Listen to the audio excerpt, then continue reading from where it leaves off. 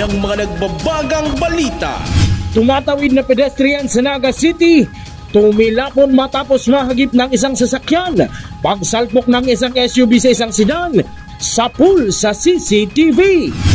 Dalawang umanong college student, arestado dahil sa identity theft sa Calabanga. Pagdiriwang ng Idil Adha ng Muslim community sa Naga City, naging simple at mapayapa. At cancer-free Wi-Fi, malaki ang naitutulong sa mga estudyanteng dumadalo ng online classes.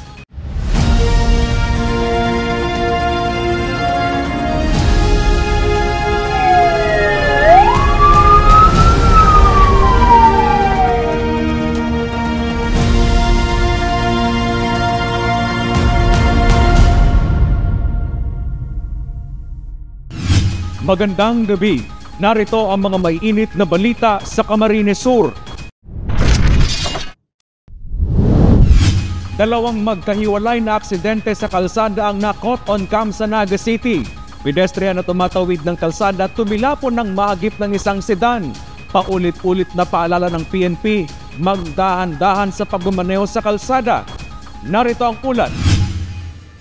Makikita sa CCTV footage na ito na patawid ang isang lalaki sa pedestrian lane sa bahagi ng Concepcion Grande, Naga City nitong June 5. Sandaling tumigil ang pedestrian para padaanin ang ilang sasakyang patungo sa direksyon ng Naga City. Ngunit walang ano-ano ay nahagip ang lalaki ng isang sedan mula sa direksyon ng Ramayda Subdivision. Sa lakas ng impact, tumilapon ng bahagya ang lalaki.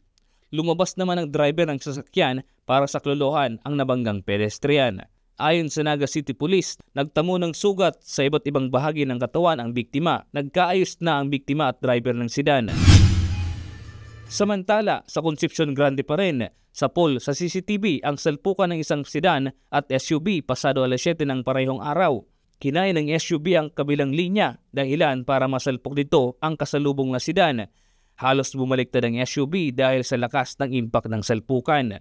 Nadamay pa sa insidente ang isa pang sasakyan. Kinilala ang mga sangkot na driver sa insidente na sina Brian Frio Tubig, 42 taong gulang, residente ng Pili, Camarines Sur, at siyang nagmamaneho ng itim na Toyota Vios. Christian Largo Villamer, 23 taong gulang, residente rin ng Pili, Camarines Sur, at siyang nagmamaneho ng Toyota Fortuner, at Roberto Labay Pron, 50 taong gulang, mula sa Magarao, Camarines Sur, at siyang nagmamaneho ng Toyota Wigo. Naglabas pa rin ang investigator on case ng citation ticket para kay Christian Villamer dahil sa reckless driving na naging sanhi ng insidente. Initial investigation po kami, as in base na din sa nakalaptang CCTV footages ibig sa pinangyarihan kang insidente. Bali, ining sarong Toyota Fortuner, approaching siya duman sa lugar kang insidente. Tapos, sa data maaraman ng dahilan, bigla siyang kuminabig pa siring sa wala. So, kung siring, nagbalyo siya ng linya, pa siring duman naman sa kasabatan na direksyon, kung saan paabot man ining duwang sasakyan. So, ang ining pagbalyo niya ng linya, nagresulta sa pagkakabangga niya duman sa saruman na sasakyan. As in, since medyo alanganin na kumbaga si distansya, dahil na nakapag-lock ining sarupang paabuto na sasakyan, yun din to ang nagkausa na nabangga niya itong vehicle number 1. Sa kabila ng insidente, nagkasundo ang magkabilang panig na ayusin na lamang ang mga pinsala sa pribadong paraan. Pagkatapos kan si investigation, nag-aarampangan sinda naman sa police station 2. As in, nagkasundo sinda na ipaayos na lang si damages. As in, sasagutan po kasi driver kang Fortuner. Paalala ng PNP sa mga motorista, maging maingat, responsable sa pagmamaneho at igalang ang batas trapiko upang maiwasan ang ganitong mga aksidente. Opo, ini po nga ning mga nakalipas na aldaw sa luwas asin sa Laogang Naga, sunod-sunod ining mga insidente ng traffic accident. So pagiramdam ta na lang po sa itong mga kababayan, lalo itong mga driver na long distance ang pigduduman na ninda. So siguradon tamang po giraray ang safety kan sa tuyang sa diri, safety kan sa sakyan. Kasi although iba katamper may inapod na mechanical error kan sa sakyan, pero daita po mahali itong human factor. Nick de la Cruz, CSN. Malakas na flash flood ang naranasan ng mga residente sa barangay Igbak sa Buhi, Camarines Sur nitong nakaraang araw. Guys, baha na dito! Sobra! Ayon sa mga residente, mula umano sa Mount Malinaw ang tubig baha na may kasamang lupa na umabot hanggang sa mga kabahayan. Makikita sa video na abala sa pagsalba ng mga gamit ang mga residente. Maulan umano ng mga oras bago na itala ang flash flood. Ayon sa Pag-asa, nakaranas ng thunderstorms ang lugar na tumagal ng 2 oras. Mabilis namang humupa ang baha at walang naitalang nasaktan. Patay ang mag-ama sa Matnog, Sorsogon matapos mahagip ng isang pampasaherong bus ang sinasakay nitong motorsiklo nitong June 5 sa bahagi ng Maharlika Highway, Barangay Laboy, Matnog. Ayon sa kapulisan, mula sa isang gasolinahan, pinilit umanong tumawid ng 41 anyos na motorcycle rider, lula ng mga anak nitong edad 2 at 17 anyos. Sakto naman paparating ang isang bus at nahagip at nakaladkad pa ang motorcycle rider at 2 angkas nito. Dead on the spot ang rider habang dead on arrival sa ospital ang 2 nitong anak. Nasa kustodiya na ng Matnog Police ang driver ng bus na naharap sa kasong reckless imprudence resulting in multiple homicide. Naunsyami ang pagkubra ng 2 estudyante umano nang nautot nito sa nabiktima nila online matapos arestuhin ng PNP Anti-Cybercrime Group. Mga suspect, modus ang identity theft upang makapanloko online. May ulat si Regine Bue.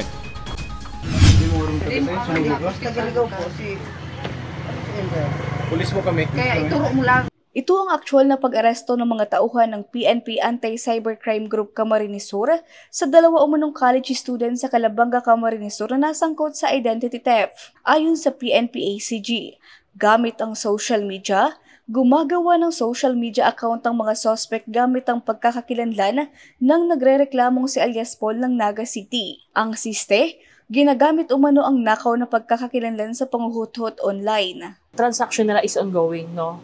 So nagpadala ng pera, may nag-receive, yun ang pinaka goal doon sa entrapment operation.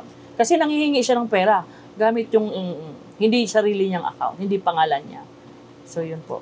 Tinutukan ng mga otoridad ang aktibidad ng mga sospek at nagsagawa ng entrapment operation sa isang remittance center kung saan naaresto ang 2 sospek edad 21 at 22 anyos habang wini-withdraw ang halagang 5,000 na ipinadala ng tiyahin ng biktima na nabiktima rin ng piking pagkakakilanlan.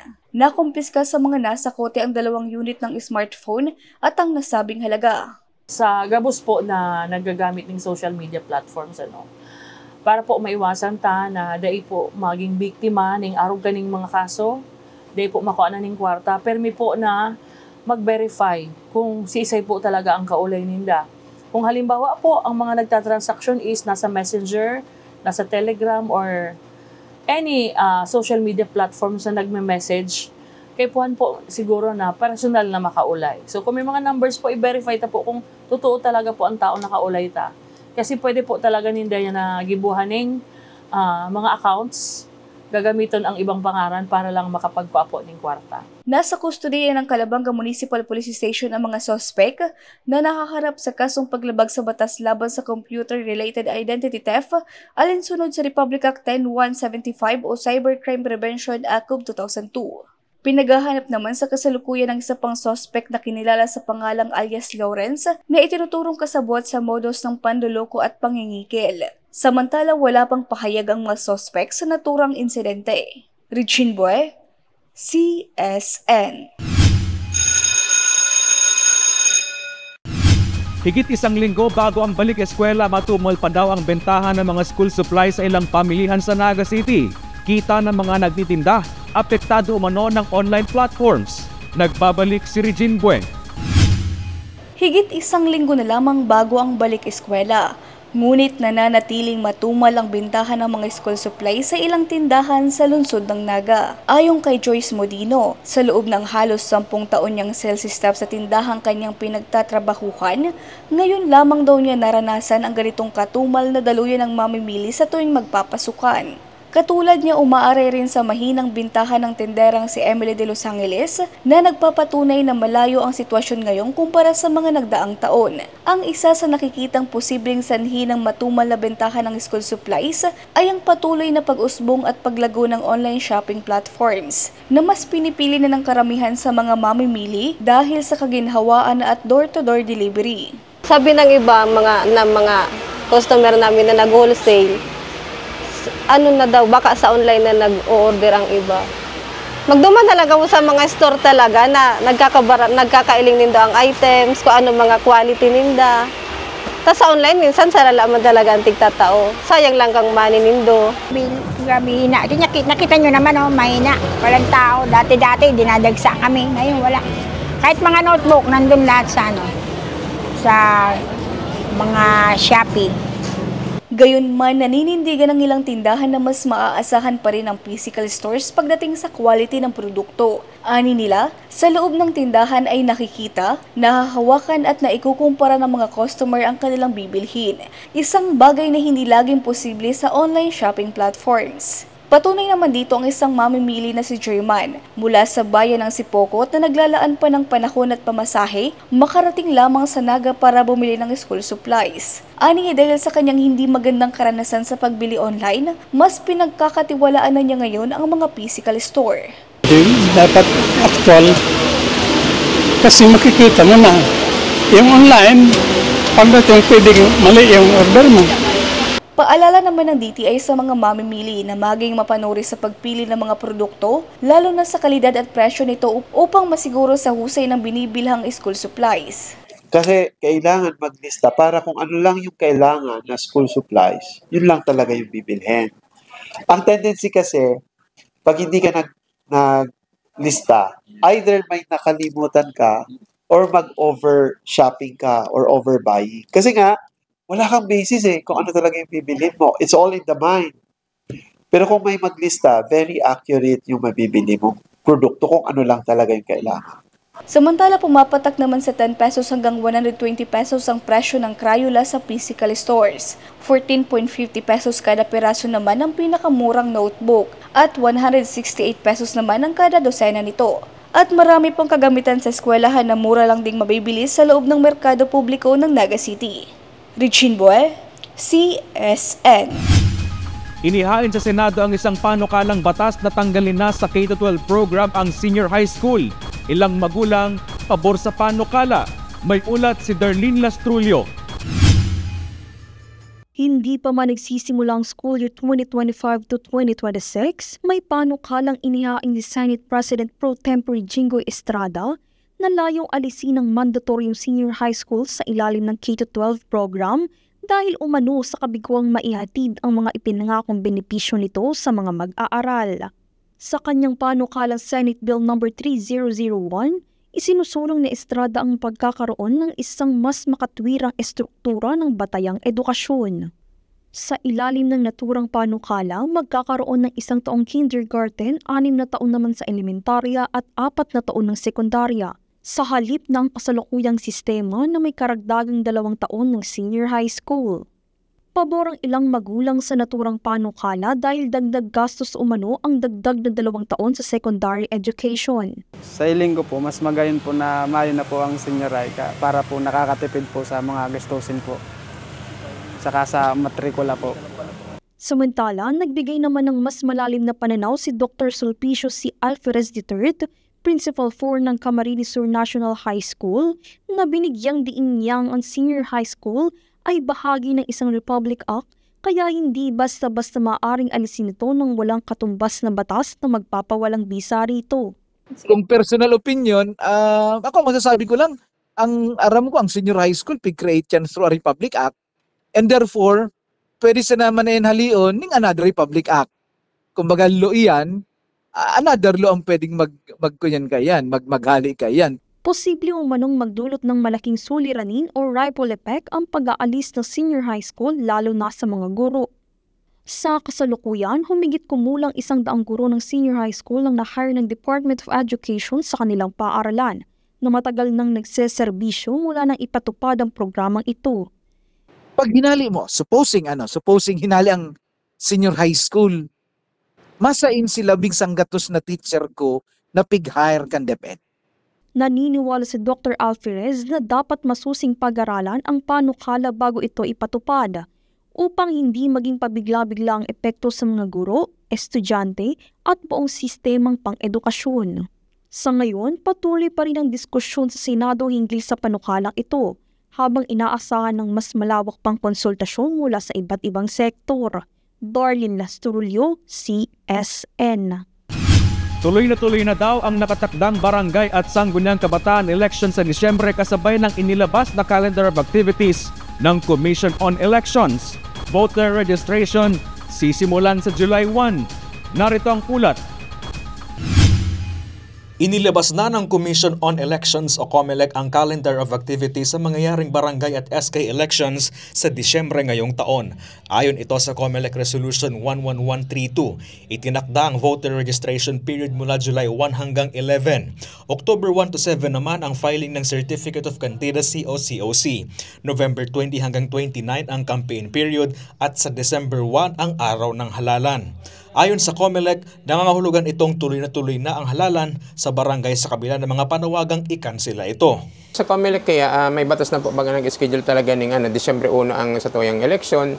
Kaya kami sa COMELEC, ma-assume kami na iyan po ang date na syempre, pero aram naman po na sa Senado, ika pong batas na pigpasan na for the postponement, pero syempre hanggang day pa po aprobado ang batas, yun na muna ang susundon na schedule na itong batas po na dapat may schedule na Disyembre 1 ang sa tuyang barangay SK election. Kaya ma-prepare na po dyan ang COMELEC. Ngunit sa kabila nito, nakahanda ang COMELEC sa mga posibilidad ng pagkakaroon ng batas na magpapaliban sa halalan sa barangay at SK. Taong 2023 nang huling isinagawa ang barangay at SK elections. Samantala, kaugnay ng mangyayaring voter registration sa Hulyo, muli ring ilulunsad ng poll body ang Register Anywhere project na sinimulan taong 2023. Po naman Register Anywhere, miski ba ko di ka nakapan magulit naman sa banwaan mo kung saan ka naka-star para magparehistro, pwede ka nang mag-rehistro online. Chris Novello, CSN. Walang holiday para sa COMELEC. Bukas ang opisina maging sa araw ng Sabado upang mabigyang daan na pagsusumiti ng SOSE ng mga kumandidato nitong nagdaang halalan. Ngayon po ang Friday holiday. Dito po kami sa office. Open po kami para mag-receive ng mga SOSE ng mga kandidato na tumakbo noong nakalang May 12, 2025 National Local Election. At bukas rin, Saturday, open rin kami kasi mas malapit na yung deadline, June 11.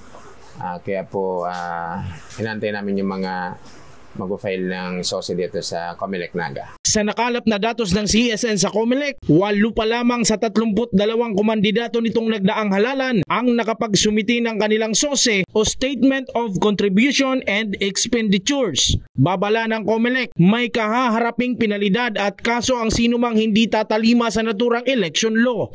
Ang nag-file pa lang dito sa amin simula nung nag-umpisa po tayo mag-receive ng SOSE ay 8 kandidato out of 32.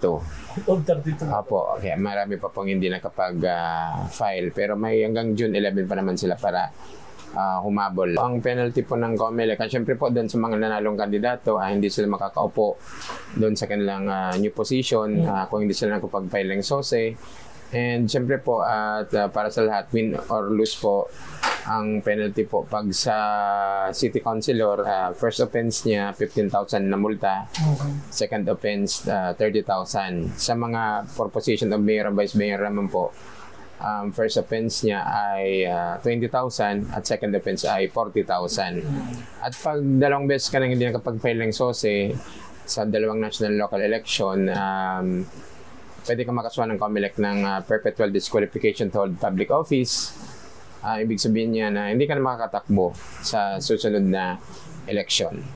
Samantala, magsisimula naman ang paghahanda ngayong Hulyo para sa barangay and SK elections. Maging ang COMELEC checkpoints ay magtutuloy-tuloy din. Since itong COMELEC period, nag-umpisa ito January 12 and hanggang June 11. So ito pong mga COMELEC checkpoints, ito po ay implemented pa rin until na matapos itong election period.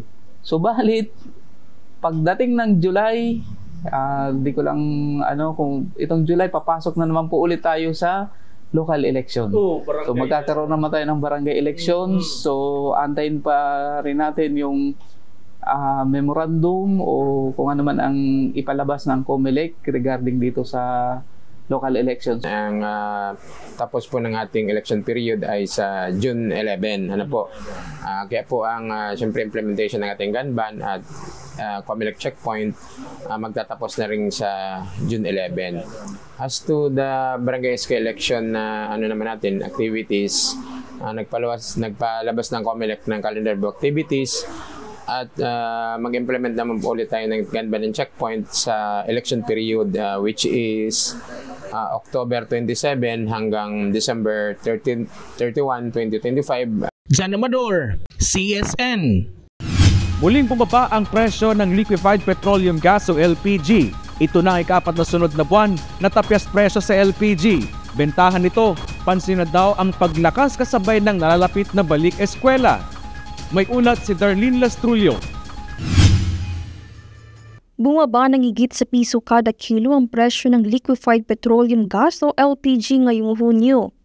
Ito na ang ika-4 na sunod na buwang rollback sa presyo ng LPG. Ayon sa ilang nagtitinda ng LPG, katumbas ito ng 10 pisong bawas presyo sa 11 kilogram na tangke ng LPG. Mula sa dating 985 pesos, ang 11 kilogram na tangke ng LPG ay mabibili na ngayon sa halagang 975 pesos. Samantalang ang 5 kilogram naman na tangke ay mula 515 pesos ay 505 na lamang. Ang onion po, nagbaba po kami ng 10 pesos. Dati pong price is 985. Ngayon po, 975 na lang. Dagdag pa niya, nakapansin sila ng pagtaas sa bilang ng mga customers simula nang bumaba ang presyo kumpara sa mga nakaraang buwan. Nakadagdag pa umano dito ang nalalapit na balik eskwela. Ngayong month po, nagtaas po kami ng konti. Parang dumami po yung customer namin. Bagamat maliit lamang ang ibinaba ng presyo, malaking tulong pa rin ito para sa mga pamilyang patuloy na humaharap sa pagtaas ng presyo ng ibang bilihin. Darlene Lastrullo, CSN. Naging simple at mapayapa ang pagdiriwang ng Idil Adha o Feast of Sacrifice ng mga kapatid nating Muslim sa Naga City. Pagkakaisa anuman ang uri at lahi, panalangin ng Muslim community ngayong Idil Adha. Narito ang ulat. Simple at payapa. Ganito inilarawan ng Muslim community sa Naga City ang kanilang naging pagdiriwang ng Idil Adha. Ang Idil Adha ang isa sa dalawang malaking pista sa relihiyong Islam na tinatawag ring Feast of Sacrifice dahil sa hindi pagdalawang isip ni Ibrahim na isakripisyo ang kanyang anak na si Ismael nang utusan ito ni Allah. Yan po ipag-alaala, no? Kay Prophet Ibrahim nung panahon niya sa sinabi sa kanyang Panginoon, ng kanyang Panginoon na ialay niya ang kanyang anak na si Ismael. So sinunod niya ang utos sa kanya sa pamamagitan po na panaginip. Inutosan siya ng tagapaglikha na ialay niya ang anak niya kaysa isang anak na si Ismael. Marami umano ang paraan ng pagdiriwang ng Feast of Sacrifice tulad ng pagkatay at pag-alay ng hayop gaya ng kambing, baka at kalabaw. Ang kinatay na hayop sa pagdiriwang ng Feast of Sacrifice ay pinapamahagi rin sa komunidad. Ang ilan kasama ang kanilang pamilya para idiwang ang naturang okasyon. Samantala ang pagkakaisa ng lahat ang pinapanalangin ng Muslim community.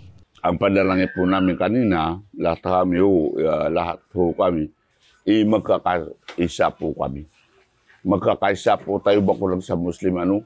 At gusto namin ang panalangin din po namin, magkaroon po ng to strengthen the relationship between the Muslim community and the people. Chris Novello, CSN. Mabilis at reliable na internet connection ang na-enjoy ngayon ng mga mag-aaral sa Barangay Palong, Libmanan, Camarines Sur dahil yan sa free Wi-Fi program ng Provincial Government ng Camarines Sur. Si Eli Balbin sa detalye. Malakas at mabilis na internet connection ang nai-enjoy ng mga residente sa Barangay Palong, Libmanan, Camarines Sur dahil sa CamSur free Wi-Fi ng Provincial Government ng Camarines Sur. Kwento ni Punong Barangay Andy Alipante, malaking tulong ang pagkakaroon sa kanilang barangay ng free wifi, lalong-lalo na sa mga estudyante. Hindi na kailangan pang maghulog sa piso wifi para magkaroon ng access sa internet na kailangan ng mga eskwela. Napakalaking halaga po kasi instead na yung pong, kasi po dito sa aming barangay, nakaka wifi po sila o internet, nakakagamit ng internet kapag naghuhulog po sila ng piso wifi. Pero dahil po sa libreng wifi na ibinigay po ng ating ng serbisyong Kapwerte. Sa panayam ng CSN kay Mary Jo Batis, isang 4th year college, malaking ginhawa sa kanya ang programang Kamsur Free Wifi sa katulad niyang estudyante dahil makakatulong ito sa pag-aaral lalo na sa mga online class. Napakahalaga po nito sa lalong-lalo na po sa mga estudyante sa amin katulad ko at sa lahat ng taga dito po sa amin. Kasi po nakakatulong po ito sa lalo na sa pag-aaral po namin.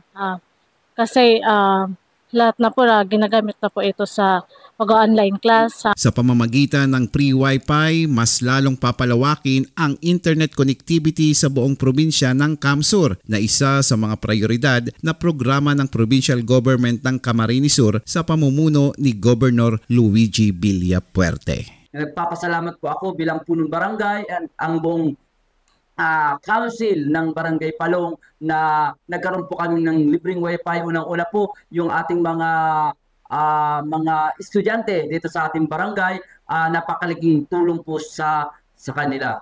Ayan po, maraming salamat po sa serbisyong Kapwerte. Nagpapasalamat po kami kay Governor Elray Villapuerte po at kay Congressman Luigi Villapuerte po dahil po sa binigay nilang libreng wifi po dito sa amin. Eli Balbin, CSN. At yan ang mga mainit na balita ngayong araw sa Camarines Sur. Kami ang Kamsur News. Ako po si Chris Novello. Diyos mabalos sa pagtitiwala.